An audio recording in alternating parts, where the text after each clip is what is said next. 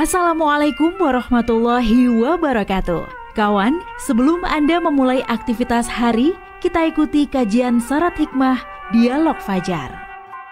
Assalamualaikum warahmatullahi wabarakatuh. Alhamdulillah kawan, pagi ini saya Fitriana Ayu kembali di program Dialog Fajar. Tentu tidak sendiri, saya sudah bersama Ustadz Mim Saiful Hadi dari kawan-kawan pesantren Al-Quran Nurul Falah Surabaya. Assalamualaikum Ustadz Mim. Waalaikumsalam warahmatullahi wabarakatuh Mbak Ayu. Sehat ya Ustadz? Ya? Alhamdulillah sehat luar biasa. Masya Allah. Kalau dengar suara yang luar biasa ini berarti udah gak galau gitu ya Ustadz? Iya. Buat apa kita galau ya? Begitu ya Ustadz ya. Tapi kadang itu galau loh Ustadz. Oh iya tak? Iya. Nah kawan, pagi-pagi gini sudah galau ya. Ini dia Ustadz Mim yang akan jadi bahasan kita. Oke. Galau itu yang seperti apa dan obat anti galau. Ini selengkapnya akan dijelaskan Ustadz Mim Saiful Hadi. Monggo Ustadz. Baik, bismillahirrahmanirrahim. Alhamdulillah, alhamdulillah ala kulli halin wa nikmatin. Wala hawla wala quwata illa billah. Allahumma salli wa sallim wa barik ala sayyidina Muhammad wa ala alihi wa sahbihi ajma'in, amma ba'du. Kawan-kawan sekalian dan Mbak Ayu yang rindu rasanya kita ya, pengen segera bertemu, pengen segera bersua meskipun hanya lewat suara ya, karena dengan pertemuan kita telinga bisa mendengar ya, saya bisa mengeluarkan suara, artinya kita, Allah telah memberikan kesehatan kepada kita dan kesempurnaan iman, karena dalam keadaan seperti ini kita semua masih istiqomah, masih terus teguh memulai pagi dengan mengikuti kajian-kajian terbaik ya, untuk memandu hari kita. Saya, Mbak Ayu juga Allah memberikan keistiqomahan setia menemani, itu Mbak Ayu ya.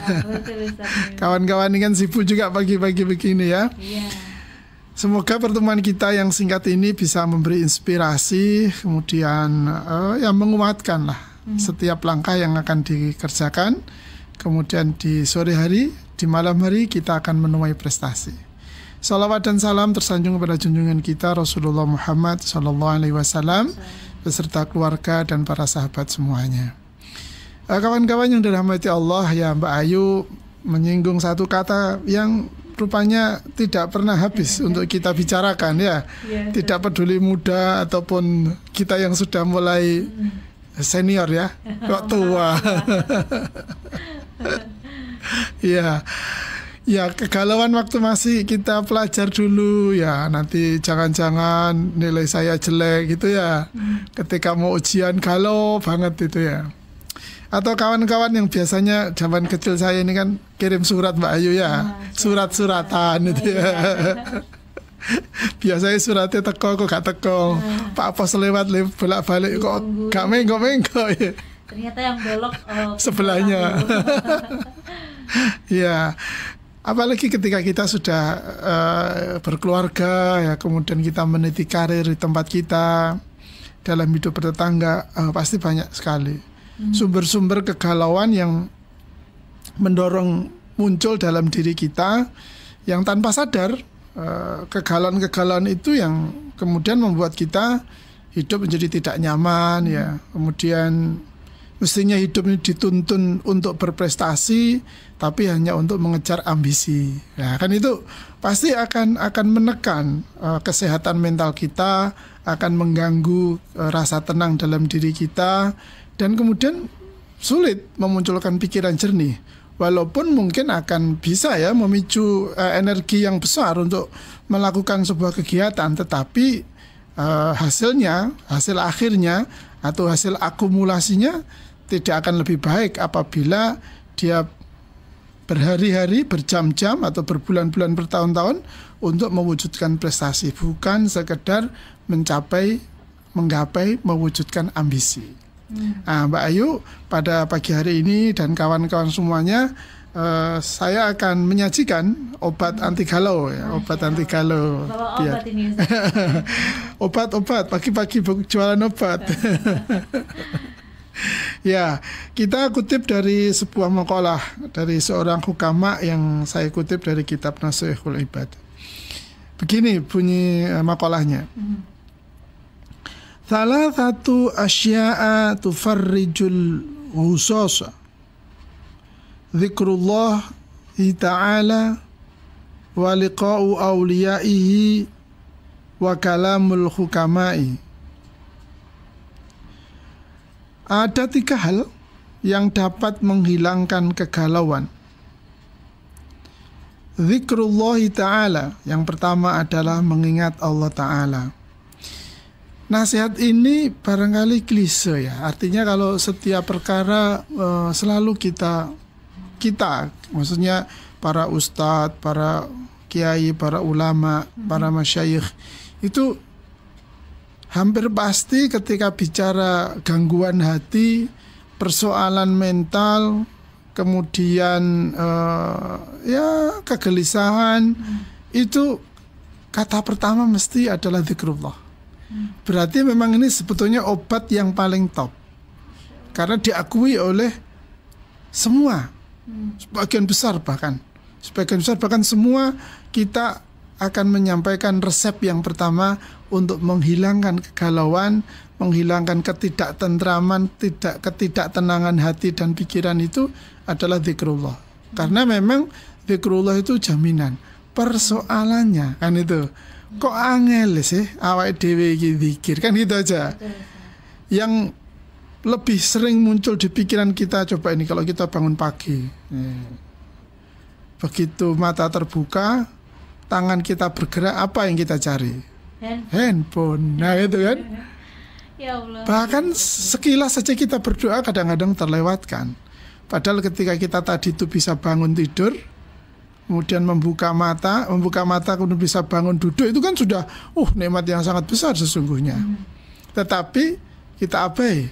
Yang kita ingat justru handphone kita. Begitu handphone kita buka, WA kita lihat atau medsos-medsosnya kita cek, maka sudah pikiran kita sudah akan terwarnai oleh bacaan-bacaan, informasi atau apa saja yang ada di medsos kita, di grup-grup kita, atau ya tidak tahu apalah yang ada di dalam handphone atau smartphone kita.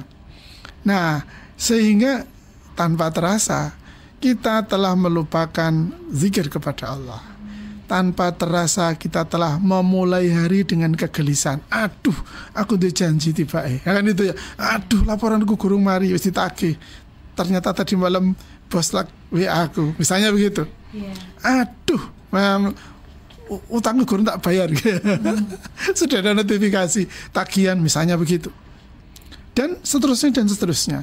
Yang mana itu semuanya yang mendorong munculnya kegelisahan, kegalauan dalam diri kita.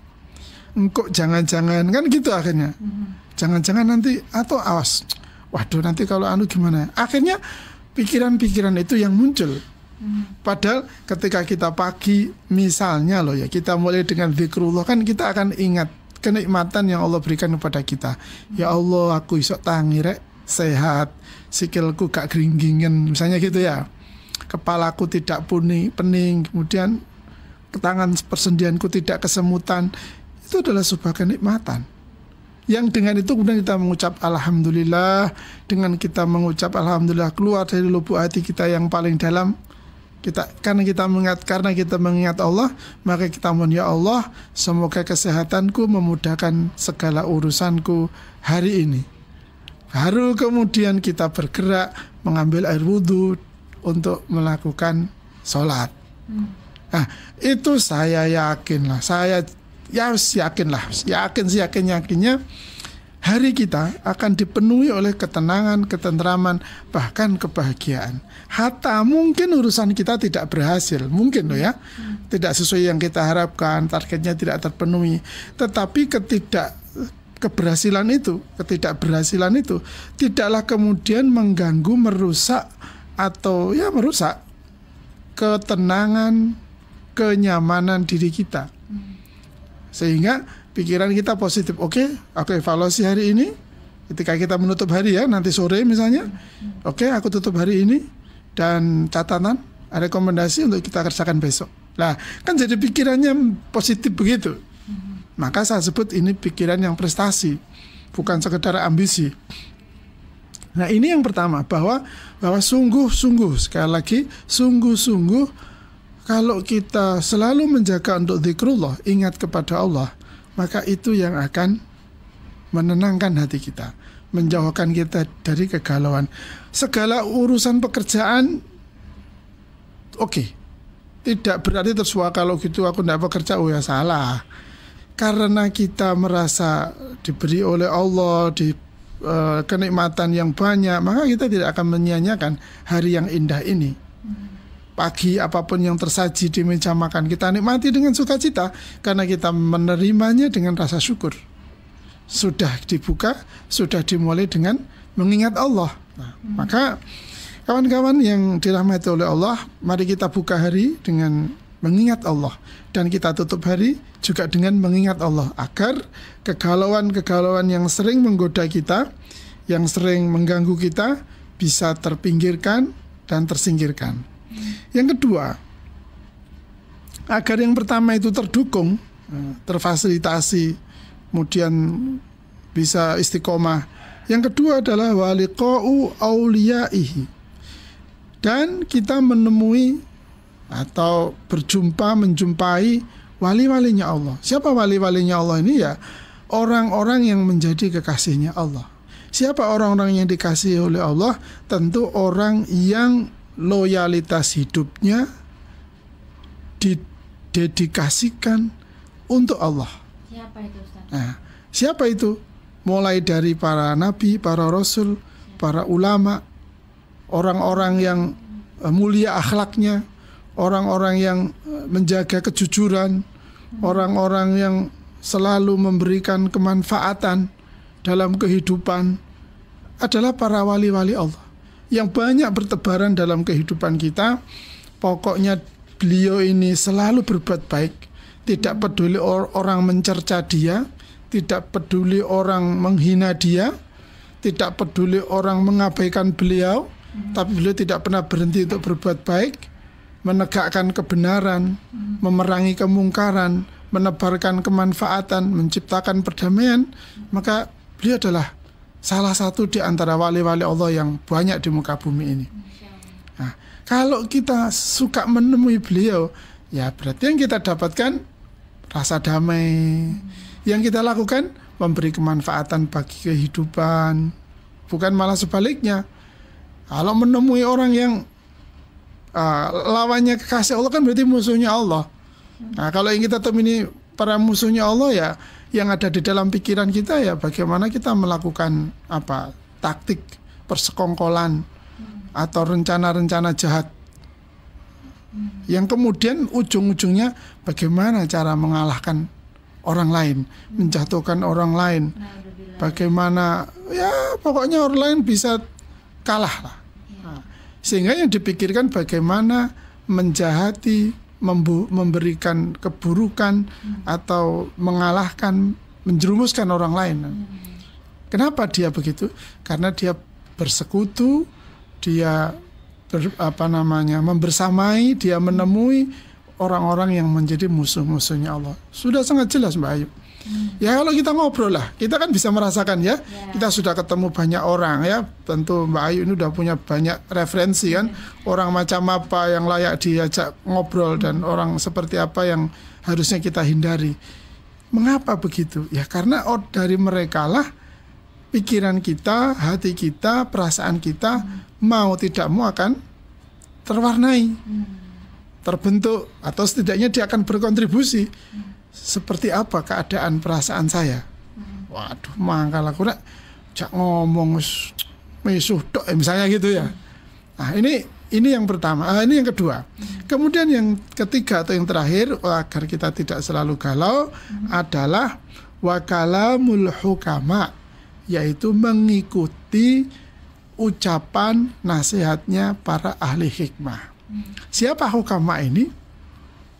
Ya mungkin orangnya tidak baik-baik amat itu Mbak ya, tidak terkenal, tidak karismatik barangkali loh ya, dan juga tidak kondang, tidak tersohor gitu, tetapi dia ngomongnya baik. Pokoknya ketika ketemu dia ngomongnya baik. Dia suka memberi nasihat. Dan pandangannya biasanya dalam, dia melihat sesuatu dalam, kemudian dia bisa mengungkapkan dengan baik, sehingga kita yang mendengarkan ucapannya, kita yang mengikuti nasihat-nasihatnya, itu merasa, oh yes, ini menginspirasi kita istilahnya, sehingga kita memperoleh inspirasi baik untuk mengerjakan kebaikan. Nah, tersugesti begitu ya Ustaz? Akhirnya tersugesti, terbimbing, terpandu dia, jalannya, langkahnya, ucapannya itu. Sehingga kalau namanya saja terpandu kan tidak akan kesasar kan Mbak ya, akan terhindar dari kebuntuan, terarahkan ya, terbimbing sampai ke titik yang menjadi tujuan kita yang tertinggi, yaitu kita mendapatkan kemuliaan dalam hidup dan kebahagiaan ketika nanti kita bertemu dengan Allah. Masya Allah. Gitu Pak Ayu. Semoga kita semua tidak mudah kena galau ya. Amin, pokoknya ya. Kita harus selalu zikrullah. Kita nek koncoan, nek golek konco ya sing apik-apik wae. Kayak berteman sama Ustadz Mim gitu. Amin. Iya. Dan tadi yang terakhir apa Ustadz Mim? Yaitu mengikuti ucapan ahli hikmah, yaitu orang yang selalu mengucapkan kebaikan-kebaikan kepada kita. Terima kasih Ustadz Mim. Semoga apa yang tadi disampaikan menjadi tuntunan kita terhindar dari galau. Demikian kawan program Dialog Fajar pagi ini. Saya Fitriana Ayu dan juga Ustadz Mim Saiful Hadi pamit. Wassalamualaikum warahmatullahi wabarakatuh. Waalaikumsalam warahmatullahi wabarakatuh. Program Dialog Fajar yang baru Anda simak kerjasama Suara Surabaya dan Pesantren Al-Quran Nurul Falah Surabaya, lembaga dakwah yang amanah, profesional, dan berbasis Al-Quran. Pesantren Nurul Falah mencetak guru-guru Al-Quran dengan metode tilawati dan tahfidz Al-Quran. Informasi dan pemberian donasi hubungi 031 828 1278 atau nurulfalah.org. Wassalamualaikum warahmatullahi wabarakatuh.